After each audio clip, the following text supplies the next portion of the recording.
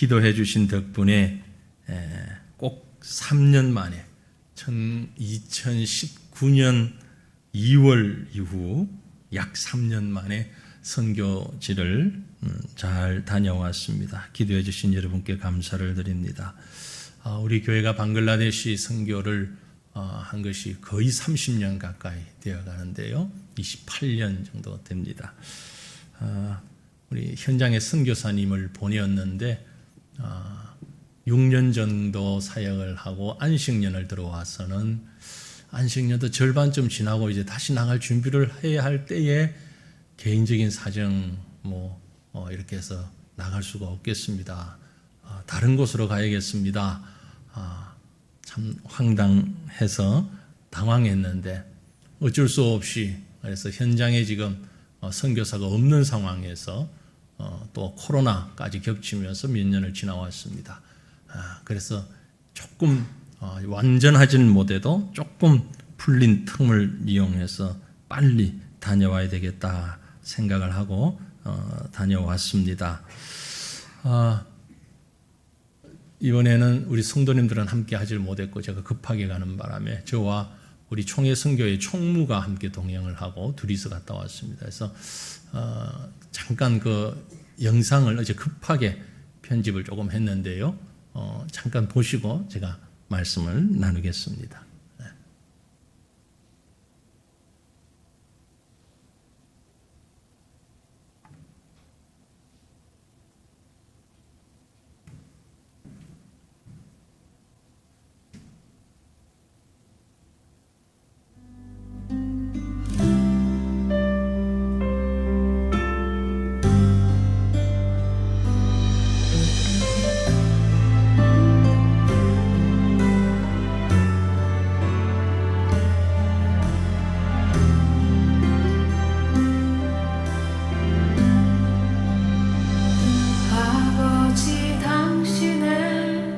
마음이 있는 곳에 나의 마음이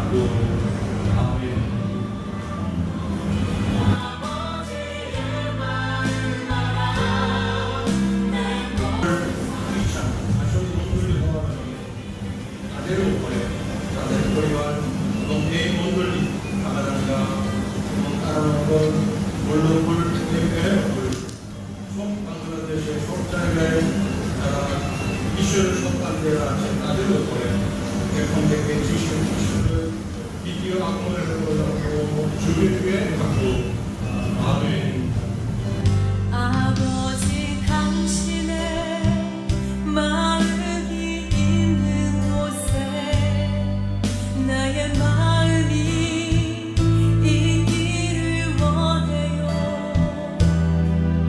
아버지 당신의 눈물이 고인 곳에 나의 눈물이 고이길 원해요. 아버지 당신이 바라보는 영혼에게 Welcome to our project. This is our future development city. Every day we face different kinds of problem in our city. Sunset traffic jam and also water jam. So we have flyover, roads and underground road. everyone another road we have two kinds of drain here and here. So one for when water will go to lake. And in university we put one canal this by this canal and people can get water for their work. We also put hospital, fire service, market and government office. There we can see one folder. This is rainwater folder. In this water can use in different kind of work. For the security of the cities, we put CC camera and police cam. There we also can see airport and healthcare.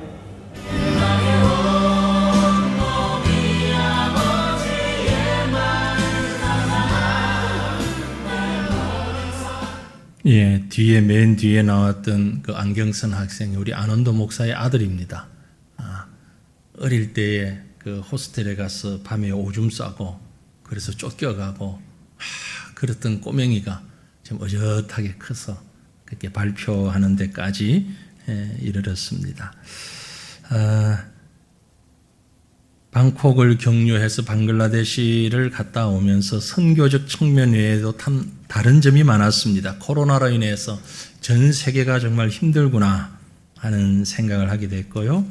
그럼에도 불구하고 또 방글라데시만큼은 아주 경제적으로 또 안정되어 가고 성장하는 그런 모습도 함께 보면서 또 우리 교회를 통해서 이루어 가시는 하나님의 크신 뜻을 생각하게 되었습니다. 하지만 세계적인 불안감은 어느 곳에 가나 똑같았습니다.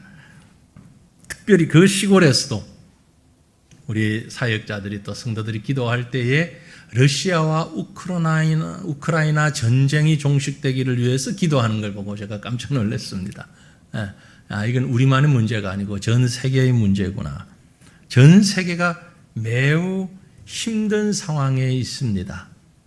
어쩌면 우리가 살아가는 순간순간이 그런지도 모릅니다. 특별히 오늘 6.25 72주년을 지난 바로 뒷날이죠. 어제가 6월 25일이었습니다. 전 세계가 지금 전쟁의 공포 속에서 불안에 떨고 있습니다. 코로나가 전쟁처럼 지나갔는데 이제는 우리가 또 다른 전쟁을 맞이하고 있지요. 지금 우리 사회는 물가와의 전쟁입니다. 너무 다 물가가 오르지요. 물가와의 전쟁. 또 지금 미국은 보니까 이념과의 전쟁입니다. 낙태를 찬성하냐 반대하냐. 이것 가지고 지금 첨예하게 나뉘어져 있습니다. 그러고 보니까 여기저기에 전쟁이라는 말을 붙이지 않아도 될 만한, 어쩌면 전쟁이라는 말과 어울리지 않는 단어에도 전쟁이라는 말을 붙여서 아주 우리의 고통을 잘 표현하는 그런 상황이 아닌가라고 생각이 됩니다. 어떤 분이 그런 얘기를 했죠. 인류의 역사는 전쟁의 역사다. 인류의 역사는 전쟁으로 시작되고 전쟁으로 끝나는 것이다. 할 만큼 그만큼 사람들은 전쟁을 싫어하면서도 또 전쟁을 많이 하고 있습니다. 말씀드린 대로 우크라이나와 러시아의 전쟁뿐만이 아니라 지금도 세계 도처에서 전쟁은 쉬지 않고 있습니다. 사실 우리가 사는 이 땅도 전쟁 중이죠. 잠깐 쉬고 있을 뿐입니다. 전쟁이 끝난 것이 아니고 휴전하고 있을 뿐입니다. 우리는 깜빡깜빡 잊고 살죠. 우리만의 문제는 아닙니다. 중동 지역, 팔레스타인 정세, 늘 불안감, 또 공포, 전쟁 속에서 살아가고 있습니다. 테러와의 전쟁, 마약과의 전쟁, 여러 가지, 심지어 공부하는데도 입시 전쟁, 이런 말들을 우리가 합니다. 원하든 원치 않든 어쩔 수 없이 우리는 전쟁 속에서 살고 있는데요. 그런데 우리 중에는 이 전쟁에 대한 잘못된 견해를 가지고 있는 분들이 꽤 많이 있습니다. 아마 우리 가운데도 그럴 것입니다. 가장 대표적인 잘못된 견해 중에 하나가 극단적인 반전주의, 것입니다. 극단적 반전주의. 전쟁은 무조건 나쁜 것이다. 기독교인은 절대 전쟁하면 안 된다. 전쟁에 참여해서도 안 된다. 전쟁을 피해야만 한다. 극단적인 반전주의자들이죠. 소위 양심적 병력 거부 그런 표현을 하면서 일반적으로 여호와의 증인이나 안식교나 이런 이단들이 주로 거기에 많이 또 포함되어 있는 것을 볼 수 있습니다. 하지만 이런 극단적인 전쟁을 반대하는 건 비성경적입니다. 왜냐하면요, 성경에 보면 하나님께서 명령하신 전쟁도 가끔 있기 때문에 그렇습니다. 심지어 여호수아, 사사기 뭐 이런 곳에 보면 많은 전쟁들을 하나님이 주관하시는 걸로 적혀져 있습니다. 때로는요, 전쟁을 통해서 하나님께서 자기 백성을 훈련시키고 교육시킨다까지 말씀하셨습니다. 사사기 3장 2절로 4절에 보면 이스라엘 자손의 세대 중에 아직 전쟁을 알지 못하는 자들에게 그것을 가르쳐 알게 하려 하사 남겨두신 이방 민족들은 블레셋의 5 군주들과 모든 가나안 족속과 시돈 족속과 바알 헤르몬 산에서부터 하맛 입구까지 레바논 산에 거주하는 히위 족속이라 남겨두신 이 이방 민족들로 이스라엘을 시험하사 여호와께서 모세를 통하여 그들의 조상들에게 이르신 명령들을 순종하는지 알고자 하셨더라. 전쟁을 통하여서 그들을 가르치셨다라는 말씀입니다. 물론 하나님께서 전쟁을 기뻐하시는 것은 아닙니다. 하지만 최소한의 평화를 유지하기 위한 수단으로 전쟁을 허용하셨던 것입니다. 그런가 하면 또 다른 잘못된 생각은요, 제국주의적인 전쟁 옹호주의자들입니다. 전쟁을 극단적으로 반대하는 것도 잘못됐지만 전쟁을 옹호하는 것 역시 더 잘못됐습니다. 전쟁을 이용해서라도 복음 전파해야 한다. 하나님의 복음을 증거해야 한다. 무력도 하나님이 주신 힘이니 그 힘을 이용해서 복음을 전하는 것은 잘못되지 않았다라고 생각한 제국주의적 사고. 과거에 서양의 많은 사람들이 이런 생각에 사로잡혀 있었고 치명적으로 실수했던 것이 바로 십자군 전쟁과 같은 것이죠. 네. 세계 역사에 지울 수 없는 오점을 십자군 전쟁을 통해서 남겼습니다. 이 때문에 오늘날까지도 기독교에 대한 반감을 가지고 있는 이슬람교라든지 혹은 공산주의라든지 이런 사상들을 만들어내기까지 했던 것입니다. 하나님은 무력을 복음 전도의 정당한 수단으로 주시지 않으셨습니다. 무력을 사용하는 것은 평화를 위한 한시적인 수단일 뿐, 평화를 위한 방어적인 것으로 허락하셨을 뿐, 그것을 통해서 무언가를 하려고 하지 말아야 합니다. 아무튼 좋으나 싫으나 우리는 전쟁 속에서 살면서 깊숙이 영향을 받고 지금도 살고 있습니다. 6.25 전쟁 72주년을 지나가면서 또 세계적인 전쟁의 분위기 속에서 오늘 우리는 이 전쟁 속에서 살아가는 우리가 어떤 모습으로 어떤 신앙으로 살아가야 할 것인가 하는 것을 한번 생각해 보며 은혜를 나누기를 원합니다. 이유에 상관없이 모든 전쟁은 많은 상처를 남깁니다. 전쟁은 폐허와 악독을 남기는 것이 그 특징이기 때문에 그렇습니다. 마음을 삭막하게 만듭니다. 심령을 악하게 만들죠. 누구나 어떤 전쟁이든 목적이 무엇이든 간에 전쟁은 사람의 심령을 파괴하기 마련입니다. 그러므로 하나님의 평화가 임할 때에만 이 전쟁은 없어질 수 있습니다. 그러므로 오늘 우리는 전쟁의 소문이 우리 주변에서 영원히 떠나기를 위해 기도해야 할 것입니다. 좀 전에 읽었던 본문 창세기 14장은 지금으로부터 약 4,000년 전 얘기입니다. 당시 대부분의 지구상의 나라들이 그랬듯이 성경의 배경이 되는 중동 지역, 이 지역도 부족 국가였는데요. 우리가 잘 아는 아브라함, 주변에 많은 부족 국가들이 있었고 그 부족 국가들 가운데 맹주라고 그럴까요? 가장 힘 있는 나라가 바로 엘람이라는 나라였고, 그 엘람이라는 나라의 왕이 그돌라오멜이라는 왕이었습니다. 이 그돌라오멜 왕은 남들보다 아주 뛰어난 힘을 가지고 주변 국가들을 다 합제하면서 정복했고, 그 주변 나라들로부터 조공을 받고 살았습니다. 쉽게 얘기하면, 나라이지만 개인적으로 얘기하면 아주 조폭과 비슷한, 깡패와 비슷한 그런 상황이었다 볼 수 있죠. 주변 국가들이 어쩔 수 없이 그 나라에 조공을 바치다가, 엘람이라는 나라에 조공을 바치는데 12년 동안을 그렇게 섬기다가 13년째 되는 해 반란을 일으킵니다. 소돔과 고모라 왕을 중심으로 5개국 연합군이 이 엘람 왕 그돌라오멜을 향하여서 반란을 일으키죠. 더 이상 조공 바치지 않겠다. 결국 그돌라오멜은 주변 4개 국가를 연합하여서 진압해 놨습니다. 그러니까 5국가 연합한 반란군과 4국가가 연합한 진압군의 전쟁이 됩니다. 물론 여기서 국가라는 것은 오늘날의 국가와 같이 큰 규모는 아닙니다. 하나의 도시, 하나의 성, 그 정도로만 생각해도 될 것입니다. 5개국 연합 반란군, 4개국 연합 진압군 전쟁을 합니다. 결국은 4개국 연합 진압군이 승리하게 되죠. 그돌라오멜 4개국이 승리하게 되는 겁니다. 그래서 반란을 일으킨 나라는 완전히 징벌하게 됩니다. 4개국 연합군이 이 5개국을 다 접수하여서 그 땅 백성들을 사로잡아 갔는데, 문제는 그때 소돔성에 살고 있던 아브라함의 조카 롯도 붙잡혀 가게 되었다라는 것입니다. 성경은 여기에 초점을 두고 있습니다. 삼촌인 아브라함의 배려로 눈에 보이는 대로 먼저 자기 좋은 것을 정하여 그곳에 정착했던 롯.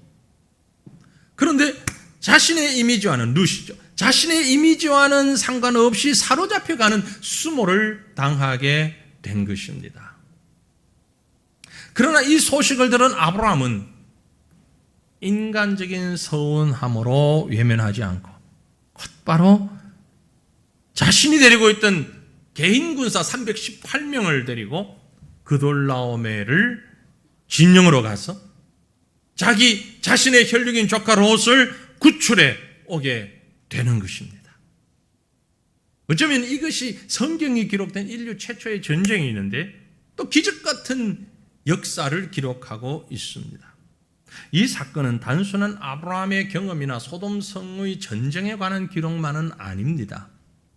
날마다 전쟁 속에서 살고 있는 저와 여러분을 향한 하나님의 귀한 메시지가 여기에 숨어 있습니다. 그게 뭐라고 생각하십니까? 이 아침에 우리가 생각할 것은 먼저, 성도는, 저와 여러분은 세상에서 결코 분리된 사람들이 아니라는 사실입니다. 신자는 세상과 상관없이 그저 믿음으로만 살면 된다고 쉽게 생각하게 되지만 실상은 그렇지 않습니다. 우리가 살아가는 이 거룩한 삶은 혼자서는 결코 살 수 없는 것입니다. 세상 역사는 그리스도인의 삶에 그대로 영향을 미치고 있습니다. 내가 살아가는 세상이 어떤 세상인가에 따라서 100년 전과 오늘날의 세상이 다르고 동양과 서양이 다릅니다. 이슬람 문화가 있는 곳이 다르고 불교 문화가 있는 곳이 다를 수밖에 없습니다. 그 속에서 살아가는 기독교인 성도든 그 사회에 영향을 받을 수밖에 없다는 너무나도 당연한 사실을 우리는 자꾸 잊을 때가 있습니다. 그런 의미에서 여러분, 세상을 위하여서, 정치를 위하여서 정죄하기 전에 먼저 관심을 가지고 기도해야 합니다.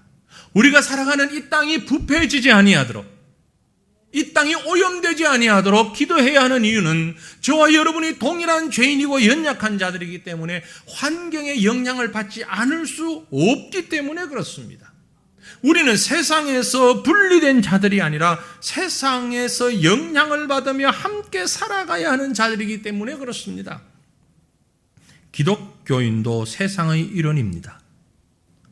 롯은 어떤 면에서 보면 정치에 전혀 관심이 없는 자였습니다. 하지만 세상이 그를 노예로 전락시켜버리고 말았습니다. 세상을 위해 관심을 가지고 기도해야 하는 이유가 여기에 있습니다. 자유주의자들이 말하는 정치 참여가 아니라 그리스도의 심정을 가지고 세상을 위하여 기도해야 하는 이유가 여기에 있습니다. 예루살렘을 바라보며 눈물 흘리며 기도하셨던 예수님의 심정을 우리가 품고 기도해야 하는 이유가 바로 여기에 있습니다. 복음주의자들 가운데는 세상은 더러운 것이기 때문에 상관없이 담을 쌓고 사는 것이 바른 신앙이라고 말하는 자들이 가끔 있는데, 이건 세상을 더 악하게 만드는 방관자의 죄를 범하는 것입니다. 세상의 고통과 아픔에 참여해야 합니다. 여러분, 직접 참여하기도 하겠지만 기도하며 훈계하는 것이 우리의 사명이기도 합니다.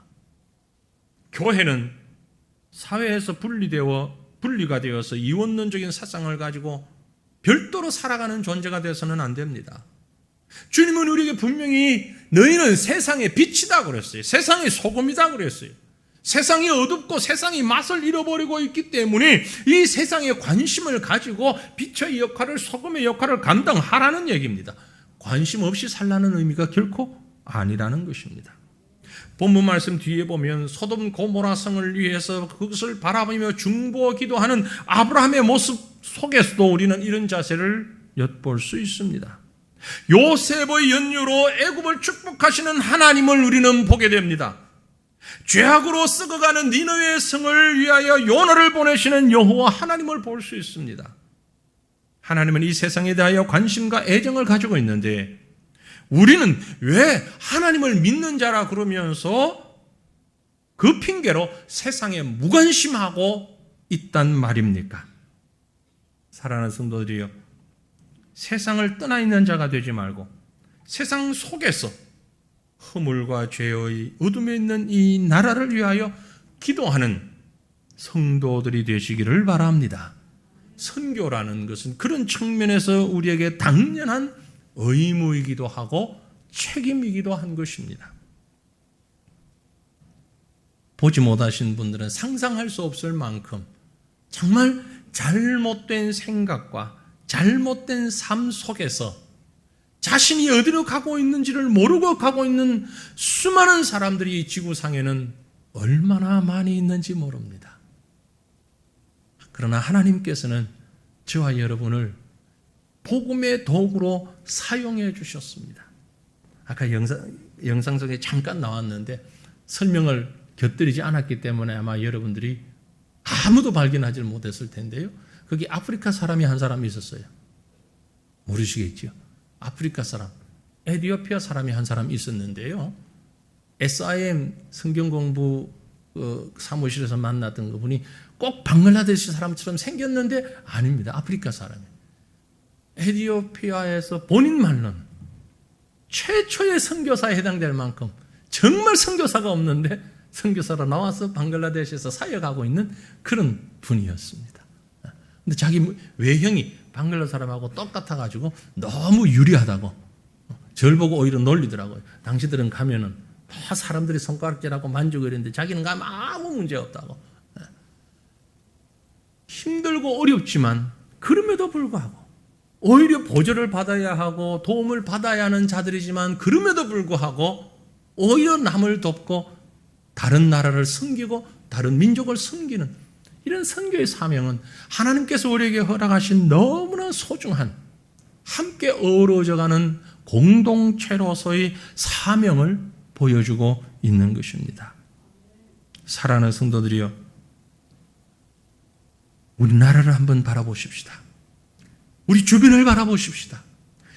허물어지고 있는 이 나라의 윤리와 도덕 바로 세우기 위하여서 사라져가는 정치 지도자들과 종교 지도자들 그리고 교육가들 그 모든 지도자들의 사라져가는 양심 회복하기 위하여서 하나님을 두려워하지 아니하고 온갖 죄악을 범하고 있는 저들을 위하여서 우리 기도해야 합니다. 지금 원숭이 두창이라는 생소한 단어를 들어보셨죠? 뉴스에서 계속 나오는 몽키폿이라고 하던데요. 그게 어디에서부터 생겼냐면 동성애로 인하여 생겼어요. 어떻게 가장 잘 전염되냐면은 남성 간의 동성애를 통해서 전염되는 거예요. 그 균이 이제 피를 통해서도 물론 전염이 되지만 대부분은 동성애 통해서 전염되는데, 여러분, 그런 사실들을 언론들은 얘기하지 않고 있어요. 질병에 관해서 얘기하면서 그 원인이 무엇인지에 대해서는 함구하고 있습니다. 소수의 인권 때문이랍니다. 그러면 다수의 인권은 누가 지켜줍니까? 진실을 진실대로 얘기할 수 있는 이런 사회가 되어야 하는데, 지금 우리 사회는 이미 진실을 숨기는 데 급급한 그런 사회가 되어가고 있습니다. 이 땅을 위해서 기도해야 하는 것은 바로 저와 여러분의 사명입니다. 우리는 이 전쟁과 같은 세상 가운데서 세상에 무관심할 것이 아니라 이 땅을 하나님의 은혜로, 하나님의 말씀으로 정결하게 되기 위하여 빛을 발하고 맞설 내는 일에 책임을 감당해야 될 줄로 믿습니다. 저와 여러분의 세상에서 분리된 자들이 결코 아닙니다. 또한 우리가 살아가는 이 세상은 물질에 대한 욕심 때문에 전쟁이 거듭 일어나고 있는 사실을 우리는 압니다. 오늘 읽었던 본문 말씀에 인류 최초의 전쟁이라고 할 수 있는 이 전쟁은 앞에서 설명드린 대로 조공을 둘러싼 싸움이었습니다. 많이 달라는 자들과 적게 주겠다는 자들에 일어난 싸움이에요. 주지 않겠다는 자의 싸움입니다. 뺏겠다는 자의 싸움입니다. 물질이 있는 곳에 다툼이 있기 마련입니다. 큰 물질이 있으면 큰 싸움이 나고 적은 물질이 있으면 적은 싸움이 나는 것도 일반적인 세상의 모습이죠.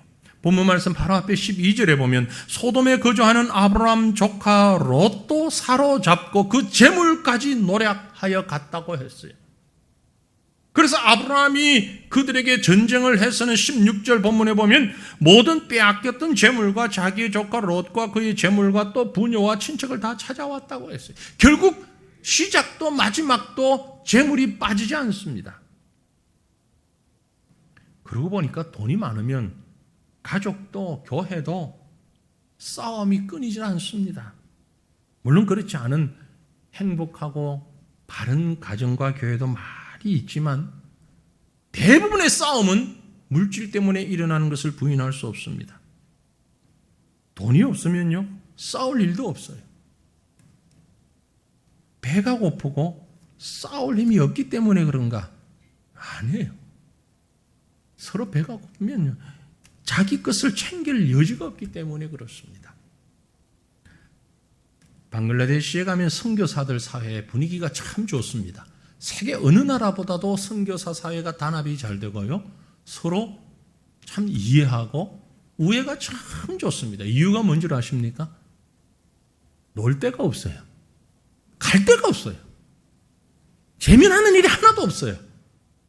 그러니까 선교사들끼리 보면서 좋게 지내지 않으면 못 버텨내요. 즐길 거리가 많고 풍성함이 있고 하면 각자의 삶 때문에 단합이 안 돼요.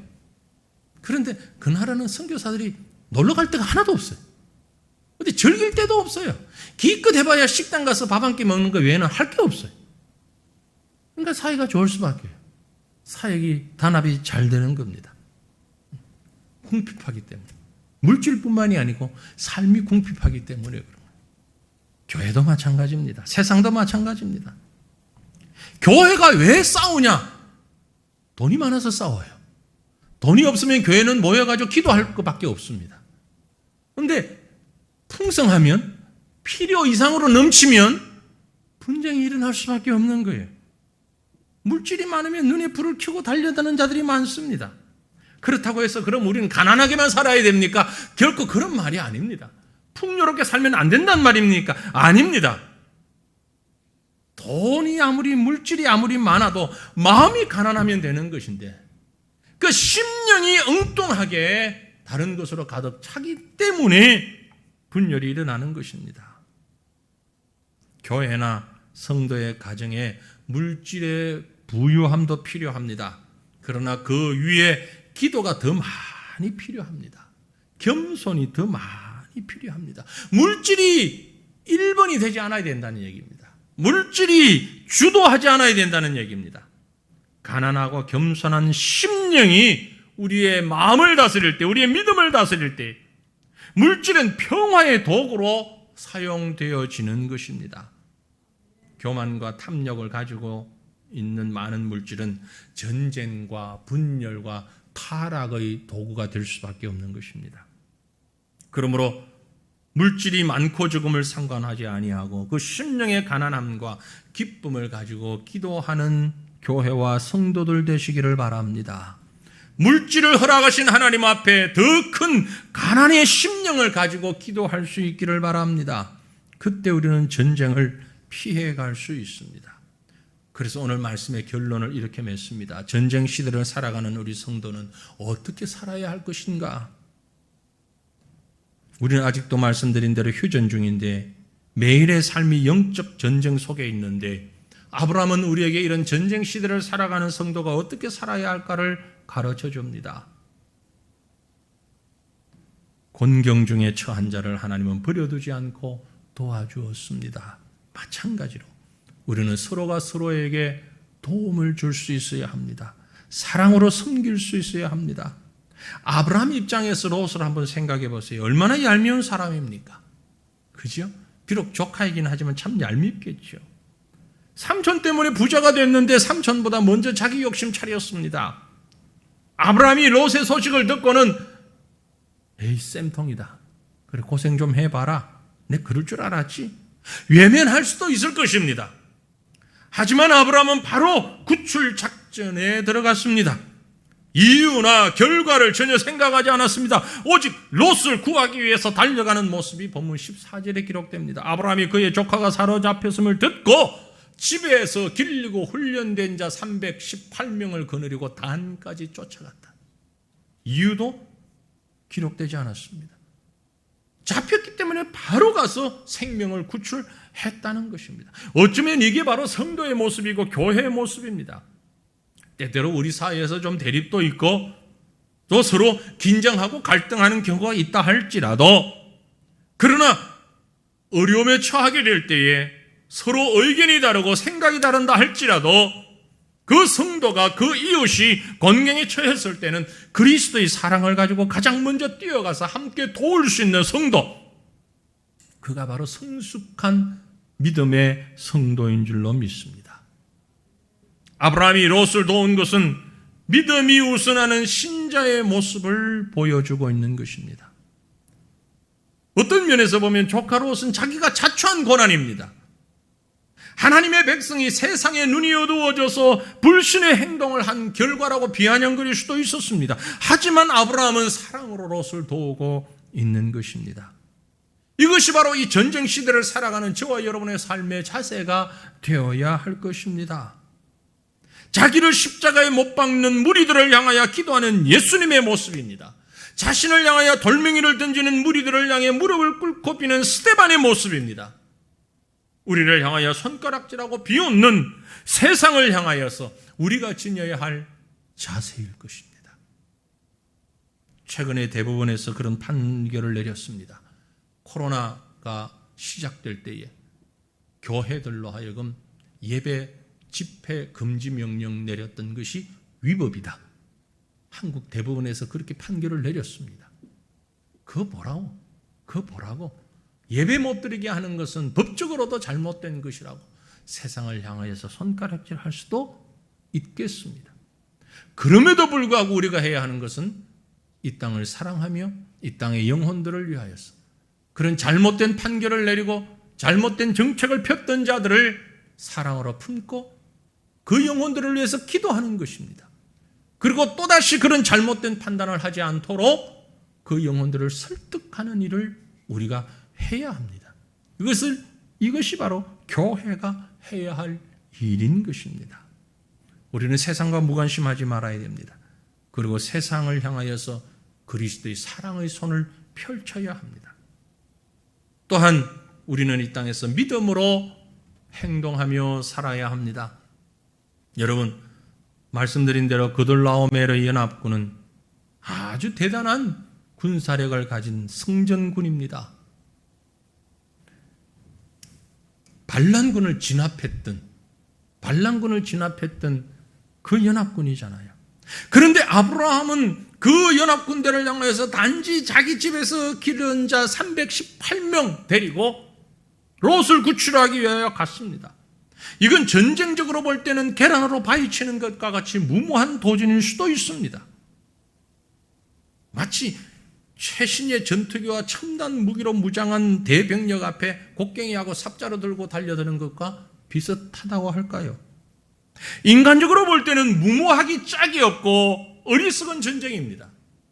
하지만 아브라함은 믿음으로 나갔습니다. 왜요?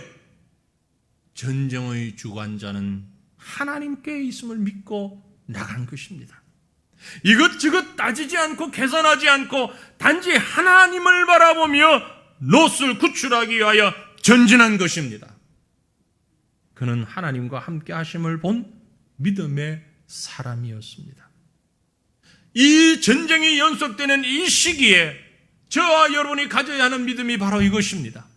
골리앗 앞에선 다윗처럼 850명 바알과 아세라 선지자들 앞에선 엘리야처럼 하나님이 우리와 함께 하시는 것을 보고 믿음으로 행동하는 것, 이게 세상을 향한 우리의 자세가 되어야 하는 것입니다. 사랑하는 성도들이요, 우리 앞에 주어진 상황과 여건은 너무너무 어렵고 힘듭니다.